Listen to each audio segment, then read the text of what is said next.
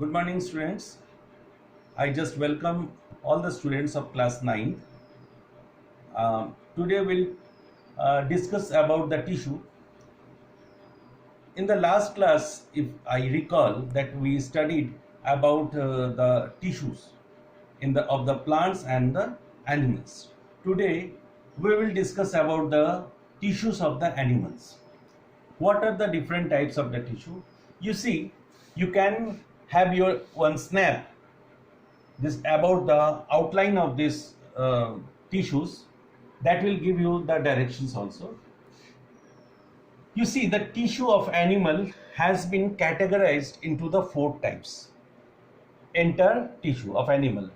First is the epithelial tissue, second is a connective tissue, third is a muscular tissue, and fourth is a nervous tissue. There are the 4 types of the animal tissue.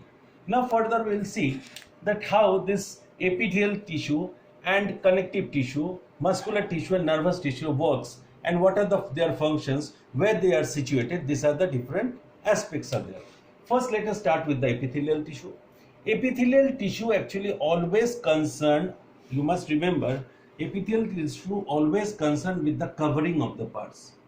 If it is a covering of some organs, some part of the body, somehow it is its role is a protection also.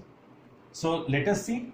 You see, epithelial tissue, it is concerned with the covering of the different parts. So it further divided into the 5 types. What are those? First is a squamosal. Your pronunciation and spelling should be correct.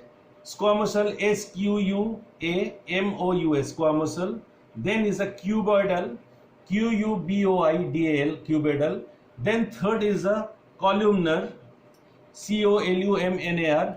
Then ciliated, C-I-L-I-A-T-E-D. Then is a glandular, is a G-A-L-N-D-U-L-A-R, glandular. These are the 5 types of the epithelial tissue. And now question arises, what are these functions, where it is situated? First, the squamosal epithelial, it is concerned with the covering of the generally the lungs and alveoli. If you have noticed that alveoli and lungs has got the softer parts, so definitely the squamosal epithelial tissues are the soft part of the lungs and alveoli. Second comes to the cuboidal. Cuboidal, what is that cuboidal? Cuboidal is present in the kidney, liver and salivary glands. Then comes to the columnar cell. What is the role of the columnar cell? It is present in those places where the absorption and secretions are the important functions. These cells or these tissues are present in those places. Then the ciliated. I mentioned the ciliated. Ciliated is what has been derived from the word cilia. Cilia means is a hair-like structure which always helps in the movement. It helps in the movement of the some particles, and generally it is present in the respiratory tract. Specifically, the ciliated cells are held in the respiratory tract, different functions. Now comes to the glandular. What is the glandular? Glandular also covering, and it is related to the 2 types of the glands present in our body, that is one in the endocrine and another is the exocrine. You will study in your next classes that what are the functions of the endo and exocrine glands, which is covered by the specific epithelial tissue which is called the glandular tissue. So if I recall, we can tell that epithelial tissue has been divided into 5 types: squamosal, cuboidal, columnar, ciliated and glandular. Now let us come to the connective tissue. Connective tissue, as name itself says, that connective tissue means it is connecting or it is attaches some part with the other parts. Let's see what are those things. First is the areolar tissue. Areolar tissue are those tissue which surrounds the blood vessels. In many parts, importantly, it is surrounds the blood vessels. It means blood vessels are attached with itself with the help of the areolar tissues. Then comes to the adipose. Adipose tissue is always concerned with the fat. That is, these are the fat tissue. Where it is present? Where the fats are present in our body.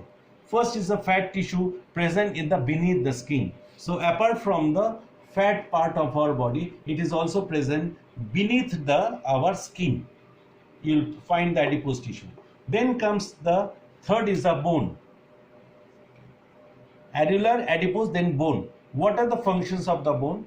Bone actually will find that it is give the entire structure. It is a frame. It actually gives the frame of our any animals.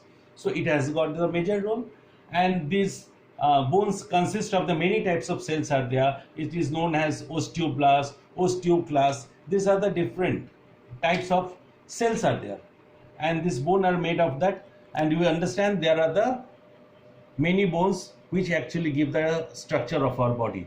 Then comes to the cartilage. What are the roles of the cartilage? You must have heard that when a baby is born, it has got the 300 bones. Majority of those bones are actually in the form of the cartilage, and cartilage are made of the cells which is known as the chondrocytes. So this cartilage actually, it is not very rigid like bone. It can be movable. Like in our body, you will see here there is a cartilage. If you find our joints, that is the knee joints, there the cartilage is present. So it gives somehow, it is a flexibility, and it is also give a role of the attachments. Next comes to it's the ligament. What is the role of ligament? Where it is present? Ligament is nothing but is one of the most important, because we just discussed that bone gives us a particular frame of our body, and when one bone is attached to it with other bone, and it is a responsibility of the ligament. It joins one bone to other bones. Similarly, we have got the tendons. What are the roles of the tendon?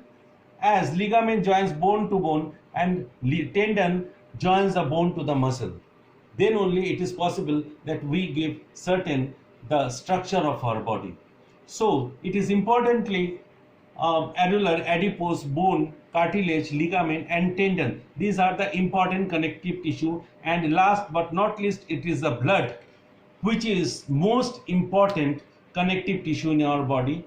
And blood consists of the three parts, that is the plasma, RBCs and WBCs. Plasma we call the liquid part of the blood is called the plasma. RBCs we also call the erythrocytes, and WBC we call the leukocytes. These are the different part of the blood. And now if you see, there are the, I mentioned that epithelial tissue, then connective tissue, then another two tissues are left, that is a muscular tissue and nervous tissue.